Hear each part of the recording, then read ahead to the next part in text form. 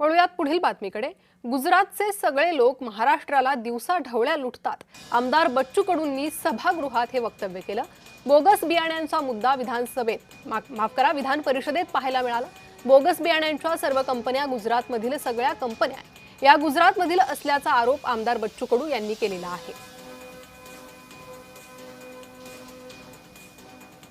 Bogus बियाणं सगळ्यात जास्त कंपन्या गुजरातच्या आहेत। बोगस बियाण्याच्या खताच्या हे गुजरातचं सगळे लोक महाराष्ट्राला दिवसा ढवळ्या लुटतं, इथल्या शेतकऱ्याला लुटतं। आणि हे बोगस बियाणं एवढं येतं, त्याच्यावर तुम्ही खरं तर ह्या बोगस बियाणं किती आपल्याकडे येतं, किती आलं, किती कारवाई केला, हा आपण सगळा लेखाजोखा आम्ही पटलावर ठेवला पाहिजे।